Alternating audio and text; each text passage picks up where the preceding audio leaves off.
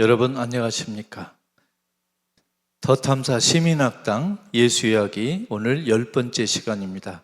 지난 시간에는 그 성전에 바쳐진 예수란 제목으로 이야기했는데 그때 끄트머리쯤에 독일의 민주시민교육과 우리 한국의 방공교육을 비교하는 시간이 있었습니다. 거기에서 잠깐 하나 덧붙일 내용이 있습니다. 히틀러 시대 때 독일 국민들이 한데 이렇게 통합되는데 여론 조작을 한 그 제스처 중에 이렇게 손을 들어서 인사하는 히틀러 경례라는 그런 몸짓이 있습니다. 그래서 그걸 손을 좀 올려가지고 이렇게 하는 건데 이런 식으로 합니다. 그래서 지금 유럽에서는 이런 몸짓을 하면 오해받을 수 있기 때문에 혹시 유럽에 이제 여행 또 여러 가지 이유로 가시는 분이나 이런 분들은 그 제스처를 하면 오해받으니까 그렇게 하시고, 학생들은 지금 뭐 이렇게 1번 이재명 이런 식으로 이제 질문이 있으면 이렇게 들어서 질문합니다. 1번 이건 안 됩니다. 이건 유럽 사람들도 2번은 아주 쌍놈이라고 해서 싫어합니다. 무조건 1. 그것은 선생님 아시죠? 무조건 1번입니다. 예. 자, 오늘 이 시간에는 예수와 예수 가족이 예수가 어린 시절에 과연 이집트로 망명을 했는가? 또 하나는 어린 시절에 예수는 어떻게 살았는가? 이 두 주제입니다. 예수 가족이 이집트로 피난은 예수가 출생하자마자 있었던 이야기고, 어린 시절 예수는 12살에 일어난 일이기 때문에 이 두 이야기의 시차는 약 10년 정도가 있습니다. 대체 왜 이야기를 복음서 저자들은 썼을까? 예수 가족이 이집트로 피난 갔다가 돌아왔다는 얘기는 성서의 마태복음에만 나옵니다. 그러니까 다른 복음서 저자는 이 이야기를 알지 못했거나 알았어도 뺐습니다. 왜 그랬을까? 또 어린 시절 예수 12살 때 어린 예수가 예루살렘 성전에서 그 당시 유다교의 쟁쟁한 학자들하고 신학 토론을 하고 있는 광경이 나와 있는데, 이것은 누가복음 저자만 전하고 있습니다. 그런데 왜 다른 복음서 저자는 이 이야기를 뺐을까? 궁금하지 않으세요? 이 이야기를 한번 해보겠습니다. 마태복음을 쓴 사람은 남자인지 여자인지 우리는 알 수 없습니다. 그냥 추측으로 여자일 가능성은 별로 없다. 남자가 썼을 것이다. 그리고 그 사람은 아마 마태복음 공동체에 속한 사람이고, 그 마태복음 공동체에서 아마 성서 강사를 했던 분이 아닌가. 요즘 말로 말하면 마태복음 저자는 대한민국의 더 탐사 시민학당의 예수이야기 강사쯤 되지 않았을까. 비유를 들면 그렇습니다. 비유예요, 사실은 아니고. 자, 그렇게 생각이 됩니다. 예수 가족이 이집트로 피난 갔다가 다시 돌아왔는데, 돌아온 예수 가족이 갈릴레아로 갔다는 이야기는 나중에 따로 생겼습니다. 근데 그 이야기를 합친 것으로 지금 학자들은 추측하고 있습니다. 왜 추측하느냐? 증거가 없어요. 그냥 추측만 할 뿐이에요. 우리 성서를 연구하다 보면 증거가 없고 합리적인 추론으로만 의견을 할 수밖에 없는 그런 내용이 하나둘이 아닙니다. 예를 들면 이렇습니다. 마태복음에 이런 말이 나옵니다. 예언자를 시켜 그를, 즉 예수를 나자렛 사람이라고 부르리라 하는 규절이 나오는데, 이 규절은 마태복음 저자가 구약성서 어디를 인용했다는 뜻입니다. 그런데 구약성서를 아무리 뒤져봐도 메시아를 나자렛 사람이라 부르리라는 규절을 찾아낼 수가 없어요. 아직까지 우리 못 찾았습니다. 그래서 그 마태복음 저자가 도대체 이 말을 구약성서 어디서 찾아냈을까? 어디를 보고 기억했을까? 아니면 마태복음 저자가 구약성서를 잘 암기를 못하지 않았느냐? 여러 가지 학설이 있습니다만은, 일단 저희 학자들은 예수가 나자렛 사람이라 부르리라 한 규절이 구약성서에 있었다는 이 말은 저희가 알아낼 수가 없습니다. 옛날 고대에는 왕의 가족들, 자녀들이 박해를 피해서 외국으로 도망갔다가 돌아온 그런 이야기나 설화는 많이 있습니다. 어린 모세가 이집트에서 구출돼 가지고 어쩌다 하는 전승도 있고요. 자, 아기 모세와 아기 예수가 이렇게 죽을 뻔했다가 살아나서 다시 살아난 이런 전승도 여기저기 있습니다. 그런데 아기 예수는 이집트로 피신했는데 성인이 된 모세는 이집트에서 탈출한 이야기입니다. 약간 좀 다릅니다. 한 사람은 모세는 이집트에서 탈출했고 예수는 이집트로 피신했고, 그래서 예수에게는 이집트가 망명지, 모세에게는 이집트가 억압하는 땅, 이렇게 해석이 됐기 때문에 두 개가 조금 연관이 좀 그렇습니다. 차라리 모세 이야기보다 이집트로 피신했던 야곱 이야기가 나옵니다. 창세기 46장에 그 이야기가 아기 예수가 이집트로 도망간 이야기의 모델이 아닌가, 이렇게 추측은 하고 있습니다. 과연 어린 예수 가족이 이집트로 피신하고 이스라엘로 돌아온 이야기가 실제 역사일까? 실제 이런 일이 있었고 거기에 근거해서 이런 이야기가 나왔을까? 학자들은 당연히 궁금하게 생각합니다. 헤로데가 아주 포악한 정치인이었다. 또 이집트가 박해받는 유다인들이 자주 도망간 곳이다, 이런 기록은 있기는 있습니다. 그리고 예수가 베틀레헴에서 탄생했다는 전승은 지난 시간에 말씀드렸지만 역사적 근거는 없습니다. 없고 예수 가족이 이집트에 피신했고 이스라엘로 돌아왔고 하는 것은 마태복음에는 나오지만 마태복음하고 비슷한 시기에 쓰여진 걸로 여겨지는 누가복음에는 언급되지 않았습니다. 자, 알고 말을 안 했는지 정말 몰랐는지는 저희도 모르겠어요.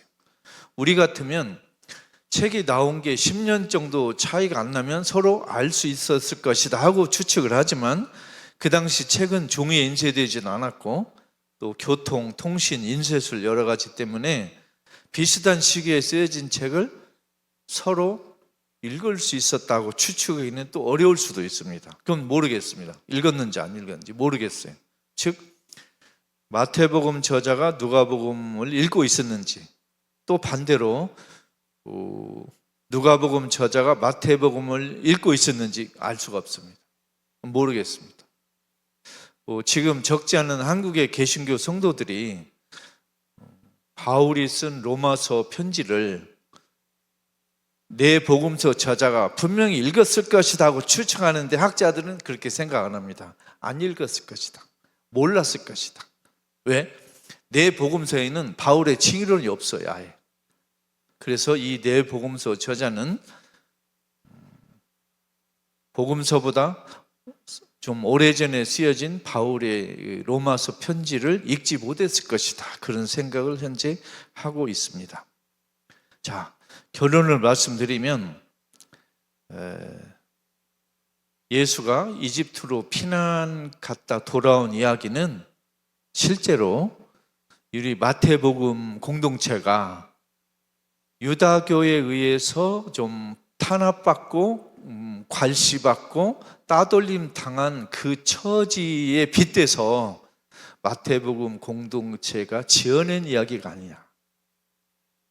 실제로 아기 예수가 이집트에 피신했다가 돌아온 것은 사실이라고 보기는 어렵다는 것이 성서학자 대부분의 의견입니다. 그럼 이제 우리 성도들이나 우리들은 이런 질문을 할 수 있어요. 역사적으로 근거가 없는 성서 이야기를 볼 때 우리는 어떻게 해석해야 되느냐? 이제 이런 질문은 한 200~300년 전만 해도 없었습니다. 왜? 성서에 나온 모든 이야기가 실제 일어난 사건으로 가르치는 사람이나 배우는 사람 모두가 알고 있고 인정할 때 이런 질문이 없었어요. 근데 이제 성서신학이 발달을 하다 보니까 이런 새로운 질문이 생기는 것입니다. 그럼 어떻게 하죠? 성서에서 역사적 사실에 근거지 않은 이야기라는 그 의견이 많은 구절은 그러면 어떻게 해야 되느냐? 무시하면 되느냐? 근거가 없으니까 없던 걸로 치느냐? 그것보다는 근거가 없는데도 왜 굳이 그런 걸 썼을까? 그 쓴 성서 저자의 의도는 무엇일까? 그걸 보는 게 좋다는 것입니다. 제가 오늘 페이스북에 잠깐 쓴 글에 이런 말이 있는데요. 성서를 공부하는데 단계가 있습니다. 제가 그냥 뭉뚱그려서 4단계라고 설명을 했습니다. 1단계, 성서 신학자들과의 대화.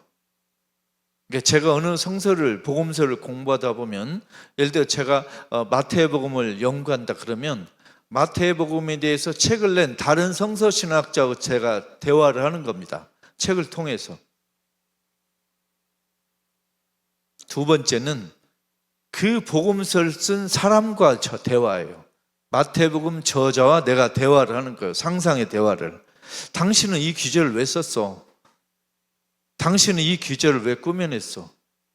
당신은 왜 이 기절을 다른 복음에서보다 축소하고 또는 확장했어? 그 이유가 뭡니까? 대화를 하는 거예요. 그 다음 단계는 그 복음서에 등장하는 인물하고 대화하는 거예요. 예를 들어 베드로, 시몬 예언자, 안나 예언자, 마리아, 바울 이런 사람들하고 대화를 하는 거예요. 당신 그 대목에 왜 나왔어? 이렇게 대화. 그 다음에 마지막 대화는 예수와의 대화. 예수님 그 말을 왜 했어? 그 말을 한 배경이 무엇이오? 그 배경에서 우리가 어떤 걸 알아들으면 좋겠어? 이렇게 물어보는 거예요. 그게 성서 공부의 4단계라고 생각합니다. 예수 가족이 이집트로 피신했다는 이야기를 창작한 것은 어린 예수의 운명이 결국은 하느님 손에 달렸다. 하느님이 주관하신다. 그 이야기를 우리 마태복음 저자가 독자들에게 하고 싶은 거예요. 인간의 운명은 하늘에 달렸다. 인명은 제처다. 사람의 운명은 아내에게 달렸다. 다들 빙그레 웃으시네요. 이게 맞는 말 같아요. 인간의 운명은 처에게 달렸다. 제처. 어떻게 비슷한 운명의 남자들이 많은가 봐요. 전부 다 이렇게 좀 그렇게 그러시는 것 같아요. 우리 집만 그럴 줄 알았더니. 자, 또 예수가 이집트를 탈출하는 이야기에서 예수의 운명 더하기 이스라엘 백성의 왕년의 운명이 다시 기억되는 거예요. 수백 년, 수천 년 전에 이스라엘 백성이 이집트 땅에서 노예로 살다가 탈출했잖아요. 하느님의 이끄심으로. 이번에 또 이스라엘의 대표적인 사람인 예수가 이집트에서 또 탈출했다는 거예요. 하느님이 우리 유다인의 운명을 쥐고 계신다. 우리의 해방을 이끄신다. 이런 말을 복음서 저자들이 하고 싶은 거예요. 그래서 이집트에서 예수가 돌아오는 이야기에도 하느님이 배려하신다. 또 예수 아버지 요셉의 존중이 돋보입니다. 아까 지난 시간에 우리 김영 교수님께서 노자야 놀자 그 시간에 이런 말씀 하셨잖아요. 다른 사람을 대할 때는 봄바람처럼 부드럽게, 자기 자신을 대할 때는 가을의 서리발처럼 차갑고 가혹하게, 이 말을 하셨잖아요. 그런데 예수는 이거하고 조금 다릅니다. 자, 김영 교수님께서 말씀하시기를 다른 사람을 대할 때는 봄바람처럼 부드럽게, 너그럽게 대하고 나 자신을 대할 때는 가을 서리발처럼 엄하게 가혹하게 대하라. 예수는 어떻게 했냐면 다른 사람과 나가 아니에요. 대상이 바뀌었어요. 어떻게 하느냐? 억압받는 사람에게는 봄바람처럼 부드럽게 대하고 억압하는 놈들에게는 서리빨처럼 가혹하게 하는 거예요. 남과 나의 그 대상에서 억압하는 사람과 억압받는 사람으로 바뀌었어요. 그러니까 예수 같으면 이태원 참사 유가족들에게는 정말 눈물을 같이 흘리면서 끌어안고 위로했을 거예요. 예수는 윤석열, 한동훈 보면 바로 귀싸대기입니다. 그냥 앵기는 거예요. 후려치는 거예요. 여기에는 원수 사랑이고 나발이고 없어요. 우리 혹시 오해하는 게 있는데 예수님이 원수 사랑 얘기는 했어요. 분명히 여기저기. 그리고 원수 사랑 이야기는 예수의 동족인 유다교에서도 그런 사상은 사실 없었어요. 뭐 원수에게 보복을 조금 삼가라 이 정도는 이야기 있지만 원수를 사랑하는 그 예수의 첫마디 아주 독특한 이야기예요. 그런데 여기서 우리가 하나 알아야 될 거, 예수님이 마귀 들린 그 마귀들을 어떻게 했어요? 돼지 속에 넣어가지고 갈릴리 호수에다 넣어가지고 빠져 죽였죠. 제가 그냥 결론적으로 요약해서 말하겠습니다. 원수는 사랑하는데 악마는 죽였어요. 여러분, 윤석열이는 원수예요, 악마예요? 제가 볼 때 악마예요. 이건 사람이라고 보면 안 돼요. 사람의 탈을 쓴 일본 놈이에요. 윤석열이는 지가 아버지도 일본에서 대학 나왔고 지가 할아버지도 일본에서 나왔어요. 제가 일본에서 나왔다고 뭐라 한 게 아니고 윤석열의 가정교육이 틀려먹었다는 거예요. 이따가 예수 가정교육 이야기가 잠깐 나옵니다. 자, 이제 지나가겠습니다. 그래서 예수도 원수는 사랑하라고 말한 예수가 악마는 빠져주겠다는 거 잊어서는 안 돼요. 혹여 어떤 종교인이나 누가 예수도 원수 사랑했는데 어떻게 윤석열이를 혼냅니까? 이렇게 하가들랑 그러세요. 예수는 악마를 빠져주게 산다. 원수 사랑을 가르치고 강조한 예수 당신 본인이 악마는 호수에 빠져 죽였다는 거예요. 악마는 개선이 불가능해요. 그래서 저는 당당히 얘기할 수 있습니다. 아니, 성서신학을 연구하고 가르치는 당신이 어떻게 감히 원수를 빠져 죽인 이야기를 하느냐? 성서에 나오니까. 원수 사랑을 말한 예수도 저주 선언을 많이 했어요. 마태복음에 보세요. 예수는 행복 선언은 작게 해요. 가난한 사람 행복하다, 삐리리.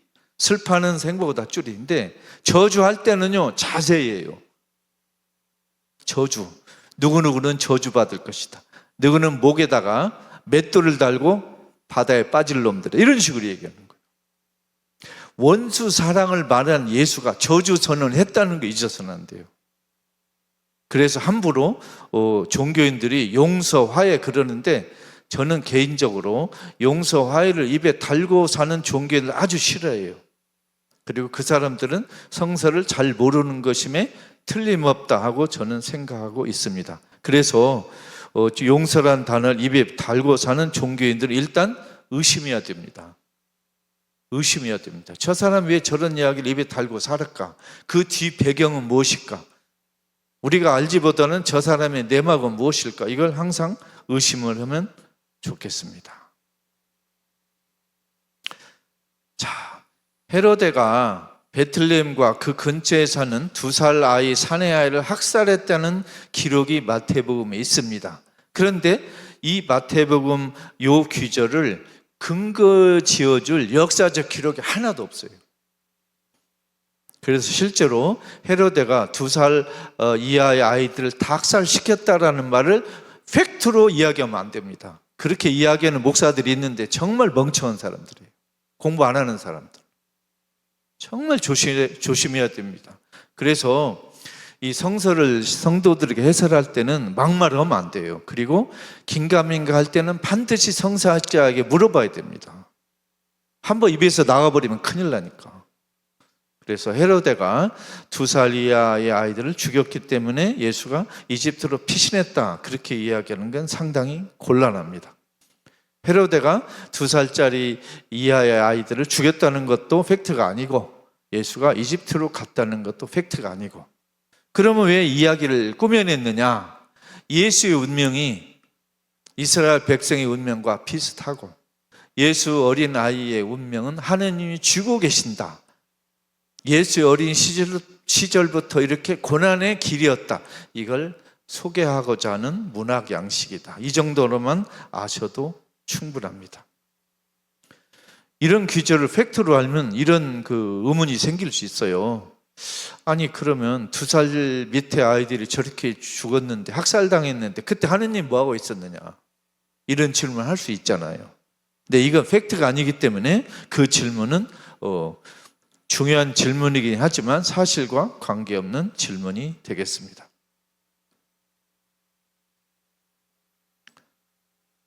자, 이 성경에 나자렛이란 단어가 상당히 복잡합니다.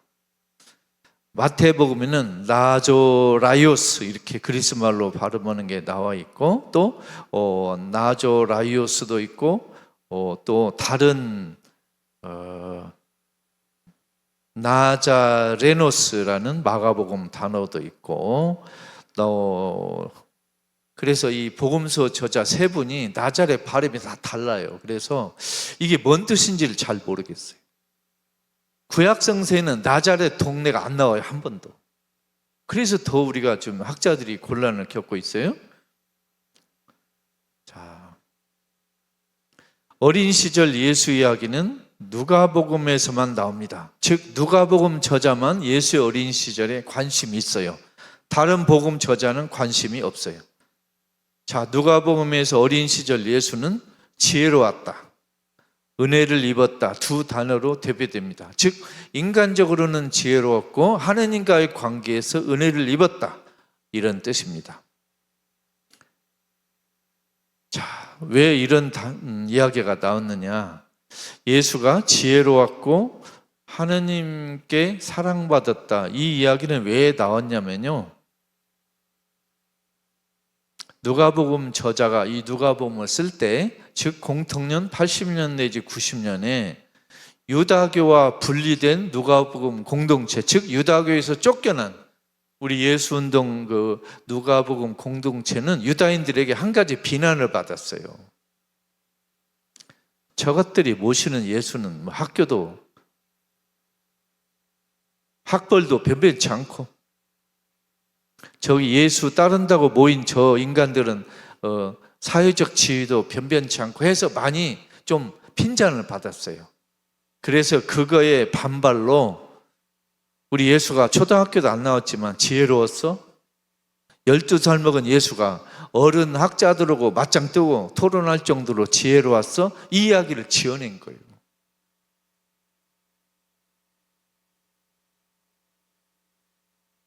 아까 우리 김영 교수님께서 지식인에 대해서 말씀하셨죠. 우리 예수도 똑같은 비난에 시달렸어요. 예수는 정규 학교도 안 나왔고, 왜냐하면 그 당시 학교가 없었으니까. 또 유다교 신학자 교육도 못 받았어요. 가난해가지고. 유다교 신학자 교육은 예루살렘에서만 있었고 중산층 자녀들만 배웠어요. 그래서 예수는 정규 신학 교육을 못 배웠어요. 그래서 예수가 하나님에 대해서 이야기하고 성전에서 이야기하니까 사람들이 비웃은 거예요. 너 배운 게 뭐요? 어디 학교 나왔어? 너 그 선생이 누구요? 어느 문화생하고 너 알아? 이런 식으로 쉽게 하면 무시한 거예요.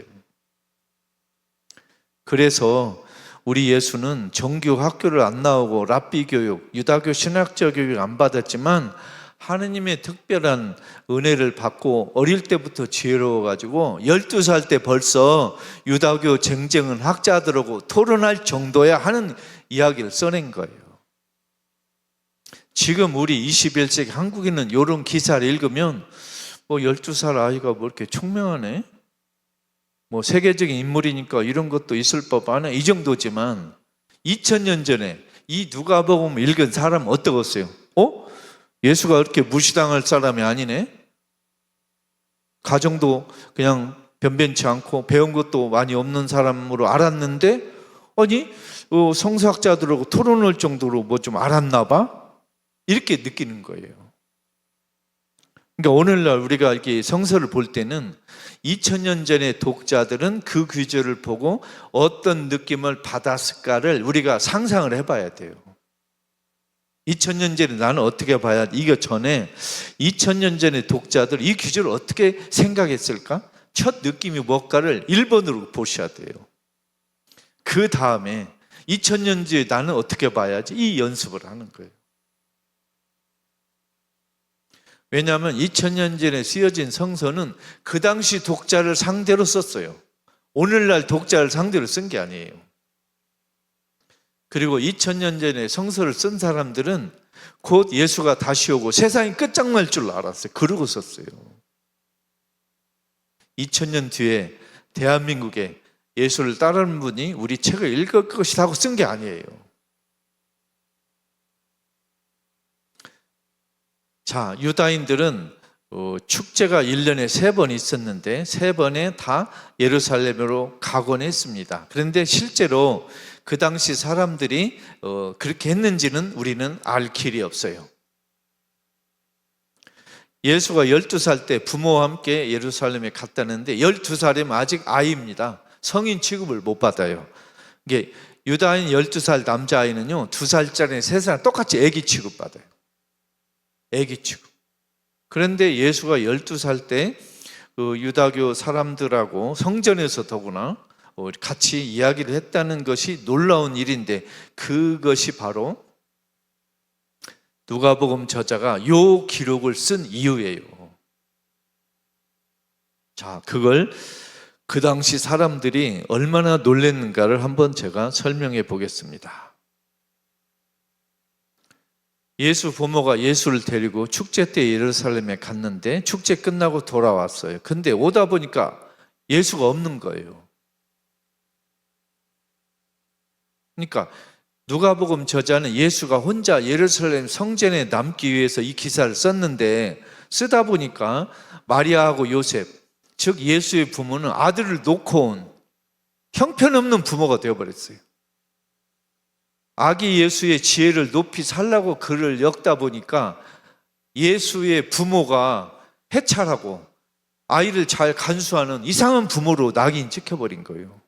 이야기가 이상하게 돌아가죠. 그래서 사흘 동안 찾았다고 나옵니다. 사흘 동안?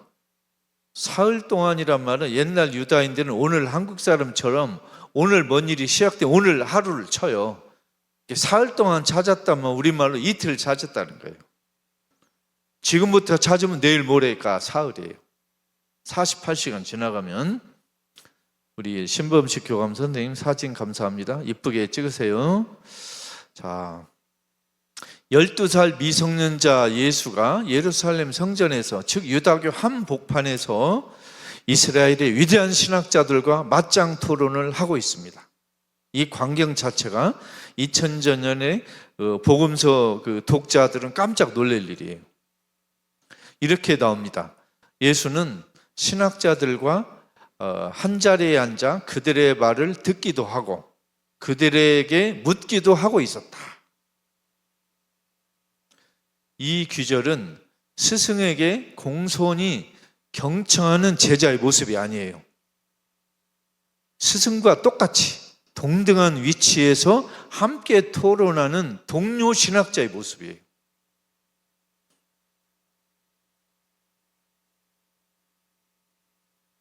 그러니까 학자들과 토론하는 어린 예수를 지켜보며 사람들은 놀라고 감탄했는데 예수 부모는 우아한 거예요. 아니, 우리 아들 이런 아이가 아닌데?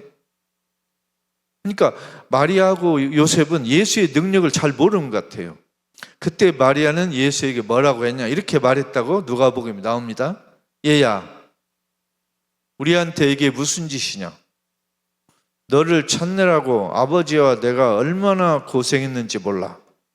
제가 워딩 그대로 말했어요. 누가복음 2장 48절에 다시 하겠습니다. 어머니 마리아가 12살 아들 예수에 이렇게 말한다. 아가야, 얘야, 우리한테, 우리 부모에게 네가 무슨 짓이냐? 너를 찾느라고 아버지와 내가 얼마나 고생했는지 모른다. 우리한테 이게 무슨 짓이냐? 이 표현은 구약 성서에도 많이 나옵니다. 그런데 자, 예수 대답이 참 재밌습니다. 제가 아버지 집에 있어야 할 줄 모르십니까? 여기서 아버지 집에라는 단어는 해석이 까다롭습니다. 성서학자들 의견은 두 갈래로 나눠져 있어요. 하나는 아버지 집에 하면 예루살렘 성전에 이렇게 해석할 수도 있고, 또 하나는 아버지 관심사에 참여한다 이 뜻도 있어요. 두 가지 다 가능한데 하여튼 아버지 관심사에 참여한다 또는 예루살렘 성전에 있는다, 이 두 가지 해석이 있다는 걸 말씀드려 주십시오.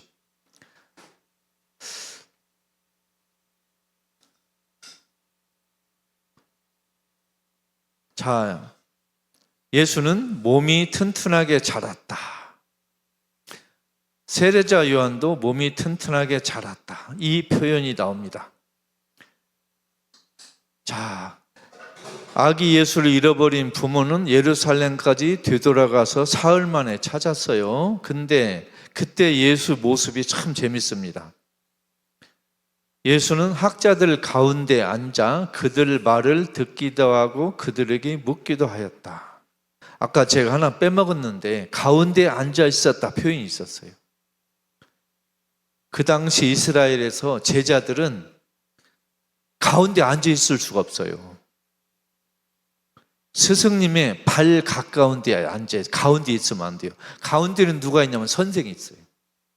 선생이 가운데 앉아 계시고 학생들이 삥 둘러 앉을 거예요. 근데 예수가 가운데 있었다 이 표현을 썼어요. 누가복음 저자가. 뭔 말이죠? 예수가 마치 스승 행세를 했다 이 뜻이에요. 신학자들하고 동등하게 토론을 한 것뿐만이 아니고 예수가 마치 이스라엘의 유다교의 쟁쟁한 신학자들을 가르치는 스승처럼 가운데 앉아 있었다 하고 누가복음 저자가 썼어요. 물론 이건 설정이에요. 즉 과장된 설정이다. 즉 이 귀절을 읽는 독자들에게 우리 나자렛 예수가 12살 어린아이가 성년도 아닌데도 이스라엘의 유명한 신학자들하고 맞짱 토론할 정도로 뛰어났다 이 말을 하고 싶은 거예요. 우리 이렇게 자세히 해설 안 하면 이 귀절 그냥 대부분 신도는 지나갑니다. 그냥 총명한갑다? 12살 아이가 참 대단하네?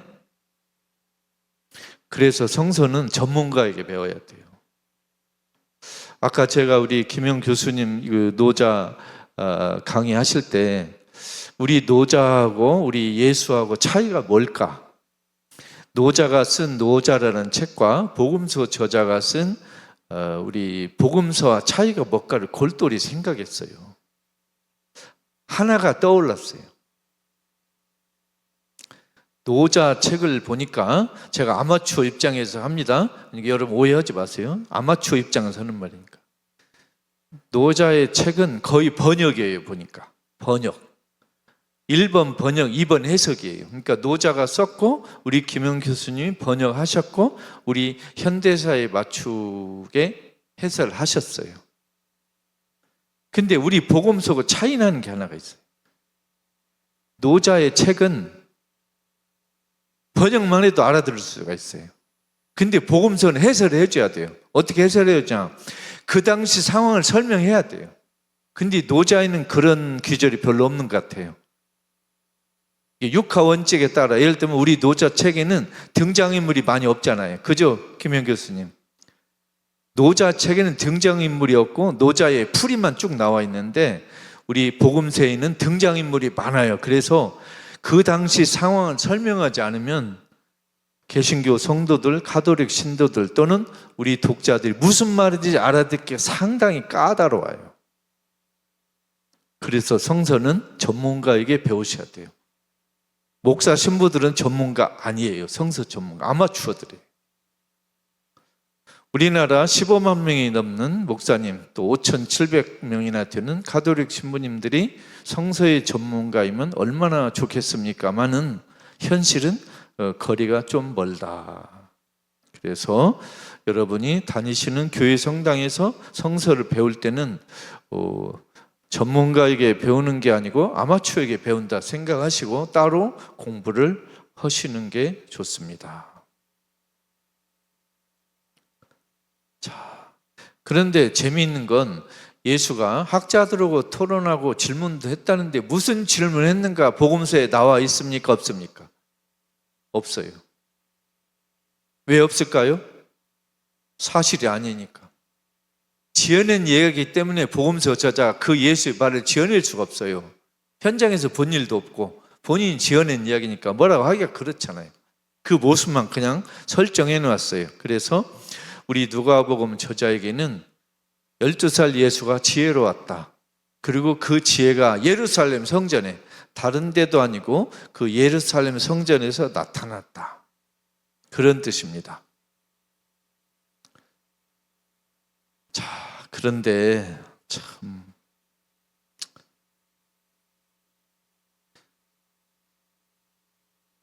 아기 예수를 찾은 요셉과 마리아가 얼마나 황당했겠어요? 그러죠? 그래서 찾은 어머니가 마리아 어머니가 예수에게 우리에게 무슨 짓이냐 이런 얘기 했잖아요. 네 아버지하고 내가 얼마나 너를 찾았느라 고생했는지 모른다. 예수 답이 이렇습니다. 왜 저를 찾으셨습니까? 제가 제 아버지 집에 있어야 할 줄을 모르셨습니까? 하고 반문을 해요. 싸가지 없이. 12살 먹은 애기면 엄마 미안해, 아빠 미안해, 내가 철이 없었어 이렇게 하거나 아니면 12살이니까 뭐 그렇게 예의 갖춰서 말을 못한다 그래도 죄송합니다 라거나 저 맞을 준비 돼 있습니다 하거나 해야 하는데 예수가 그래요. 왜 저를 찾으셨습니까? 제가 제 아버지 집에 사는 줄 모르셨습니까? 이것도 물론 예수가 진짜 한 말은 아니에요.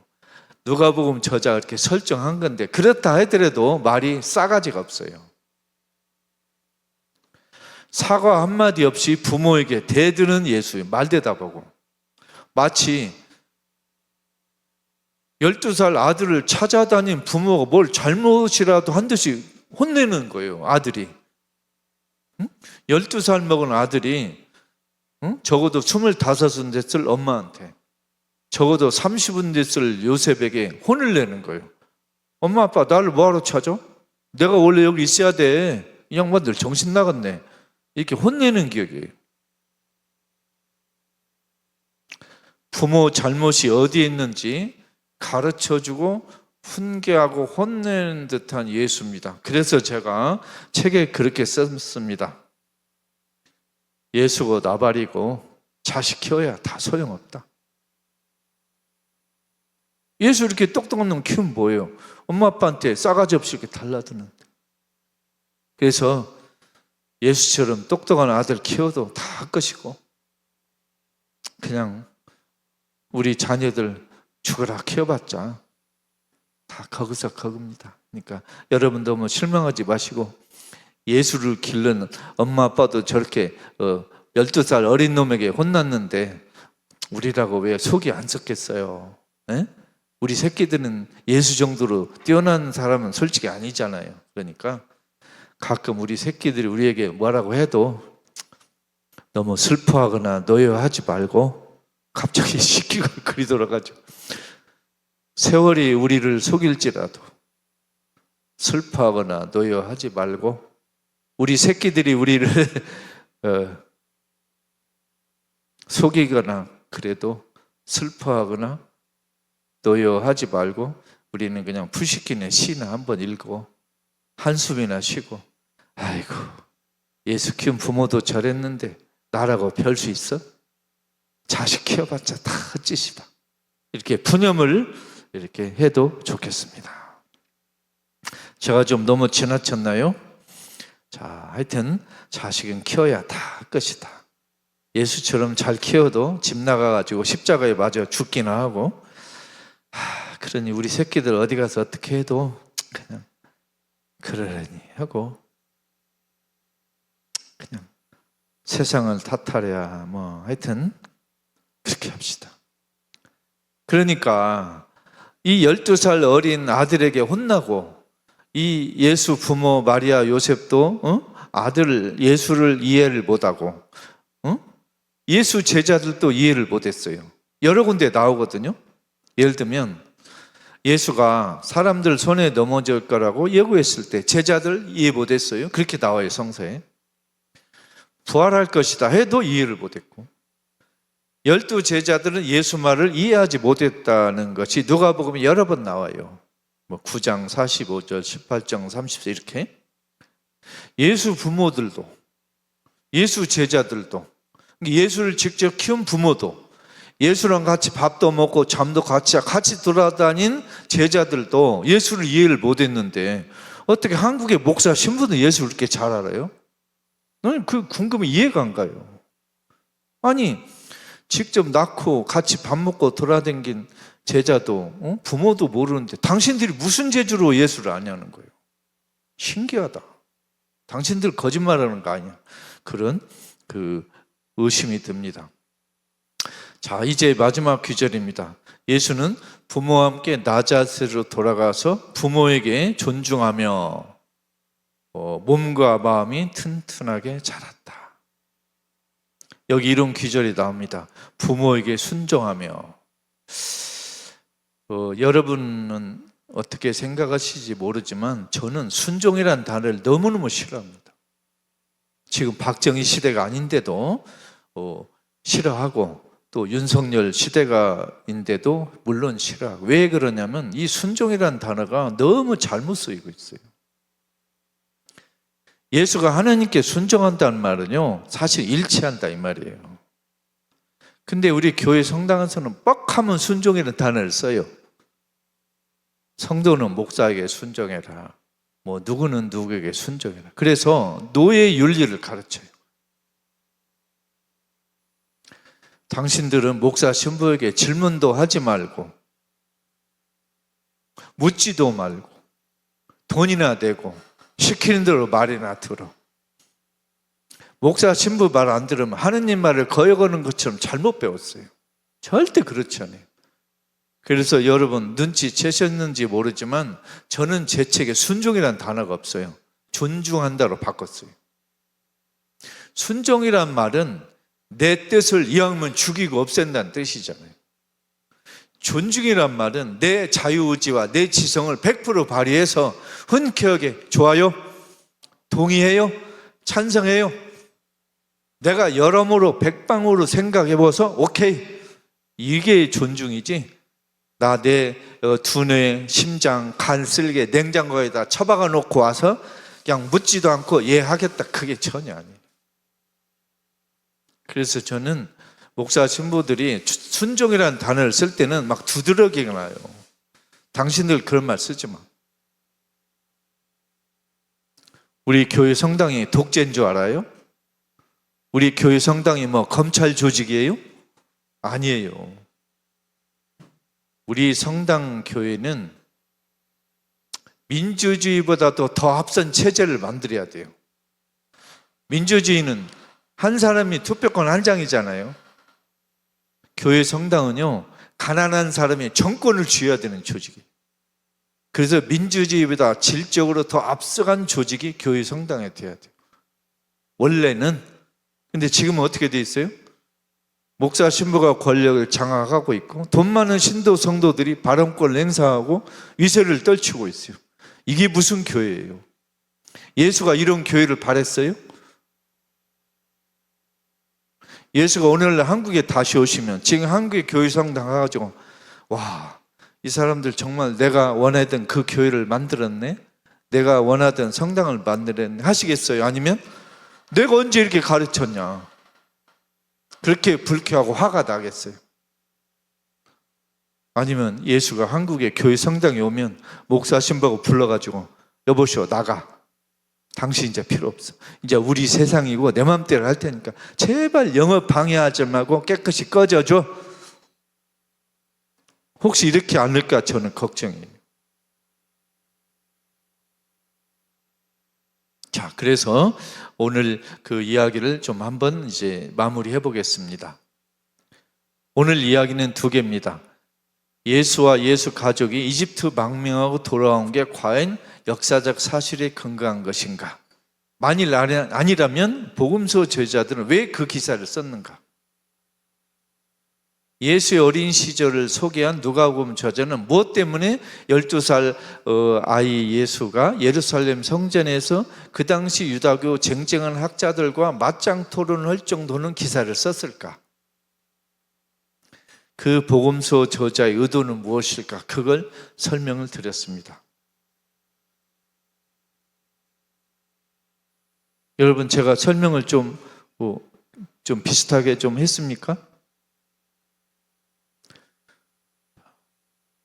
오늘 이렇게 먼 곳에서 오셔서 이 강의를 경청해 주시고 마음속으로 응원해 주시고 또 커피도 사주신 여러분들 감사드리고 또 다음 시간에 또 뵙겠습니다. 다음 시간에는 이제 정말로 예수가 세례자 요한에게 세례를 받으면서 예수가 깃발을 들고 진짜 예수가 당신의 행동과 말씀으로 우리 인류에게 어떤 메시지를 주고 있는가를 이제 본격적으로 이제 설명하는 시간이 되겠습니다.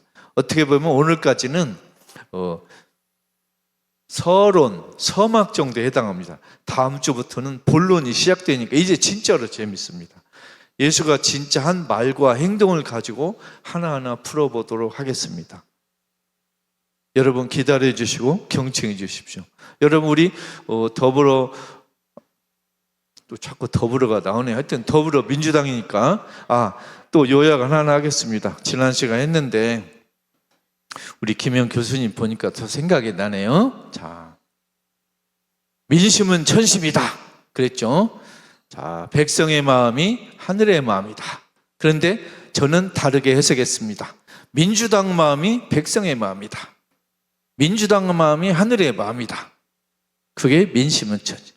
즉 민주당 똑바로 해. 제대로 해. 빨리 열심히 싸워가지고 윤석열 끌어내 제발.